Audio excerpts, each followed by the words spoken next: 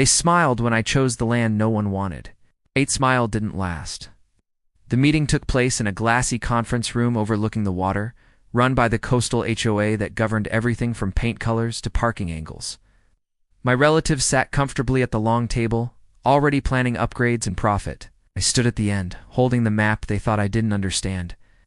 After my grandmother passed, her shoreline property was split, not evenly, but strategically. My aunt's sons, polished and confident, took the beachfront homes, the docks, and the rental cottages.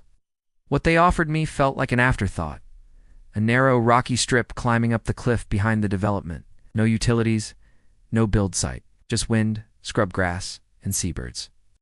The HOA presidenta, sharp-voiced woman known for fines and warnings, cleared her throat.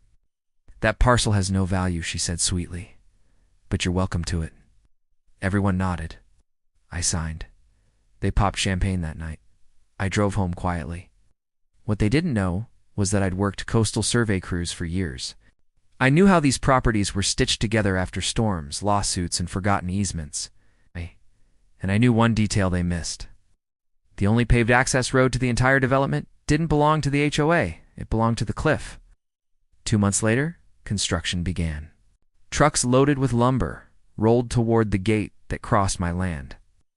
And there it was, freshly installed. Steel, locked, legal. The HOA president called. First, furious.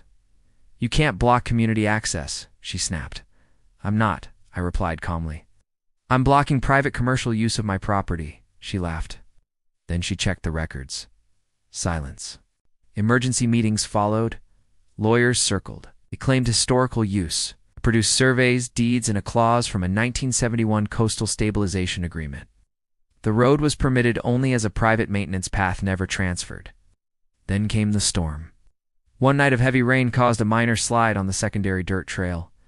Suddenly, the cliff road was the only access point. It was mine. The HOA tried to fine me. I invoiced them instead for erosion control, road wear, and liability insurance. Monthly. Within a year, my cousins quietly offered to buy me out. I countered. They sold me the lowest cottage to cover their losses. Then another. Eventually, the HOA dissolved under debt and legal pressure. Today, the cliff still looks wild and worthless from a distance.